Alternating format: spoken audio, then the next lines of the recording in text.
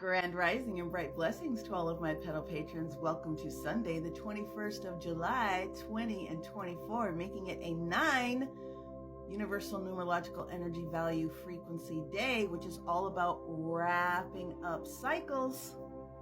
And boy, did we have a cycle that's about ready to end with a major presidential candidate choosing not to run. If everybody doesn't know about Biden, go take a look at the news just a little bit and then back out of it. 11 total transits taking place on this historical second full moon in Capricorn back-to-back energy. Let's go ahead and jump into the chart because there's 11 that we have to get through today. Okay, first I want to do this out of order a little bit today. First I want to start with the mantra or some version of it that you can use for yourself today, because I think a lot of us are going to need this. And that is, I am transmuting any fear into my prosperity, because that's what we're all going to be able to do here in the next little bit. Remember that this full moon, the Capricorn energy, is about where you are needing to change something in the way that we work, in the way that we are seen by the people that we work with, by the way that we are putting our best foot forward in the projects that we have, the best way that Saturn, which is the ruler of Capricorn, is asking us to pay attention to the way that we are dutiful to ourselves. And then obviously that affects the collective, but if you do your business, then it will positively support the way that things need to ramp out. I'm not a political person. I encourage everybody to get out there and vote and do your thing. But don't let this throw you too much. Everything's going to show up very, very well for us. And the second thing is that whatever is not working is done. It's done. It's done. It's done. It's done. Okay, so the universe is really pushing all of us out of the nest in some sense to continue to support us in moving forward with what we want. So let's take a look at the different transits that are taking place for us today. We have a total of 11 of them, okay? And so I'm just going to go very quickly, but I want to be thorough.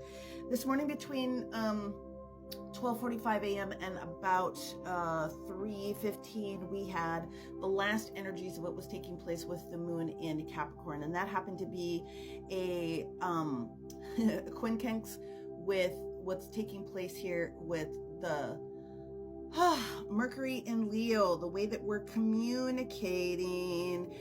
Then it had everything to do with a trine that was taking place this morning with the Uranus in Taurus, which is shock and awe about where resources, people, places, and things happen to be situated. Then we have a opposition with this sun in Cancer, and so that's sort of like squeezing out the last little bits of care, effort, the way that we're moving forward, especially with future motion, future travel, whether it's individual or collective, okay? And then we started to go through some last periods of where this Neptune and Pisces energy here was having its last little bit of a last little bit of its sextile about the changes that are coming are going to be a good change. You have to be able to ground them and do something with this energy, right? Okay. Then that's when we experienced the moon switching out of Capricornius and into Aquarius this morning at about 4:45. And then the Aquarius energy started to have a trine here with this Mars, which is now in Gemini, which is beautiful. It takes the tension that was that push, pull, tug, or toe in Taurus. And now it's like, let's go, man. Let's go, let's go, let's go. And let's go is this expansion energy that we have within Gemini in the most part. But then we had the these two little guys, Pluto, which is responsible for change, and Aquarius, which is responsible for the energy of rebellion and also motion forward in our thinking, especially social things, got together and huge conjunction there this morning. Then the other experience that we're going to jump into for the remainder of the afternoon, okay, we're in this one currently as this is being recorded, is where the Venus, so this is the Uranus in Taurus energy responsible for shock and awe, and now is having a square with what's going on with that Mercury in Leo. So that's this energy, this big red section. How are we going to communicate this explosive energy change that must take place? Surprise, shock and awe. You can't do anything about it. It's not what happens to you, it's how you deal with the energy. So we're in that, which is why I say don't pay too much attention to the news today, because everybody and their brother is going to have 500 million things to say. All is well, trust me, okay? Then we get into this energy that will show up a little bit later on tonight, again involving this Neptune in Pisces energy with what's taking place here within the sun in Cancer. That last little bit of making sure that we're pouring all kinds of care and energy, especially for what was taking place in that then 8th house of super secret things you didn't know about, and how you were dealing with that within your own subconscious. So again, it's not necessarily what happens to you, it's what you do with that information and realizing this is happening for you, okay? Then the very last transit that we're going to experience, guys, tonight is going to be about 11:48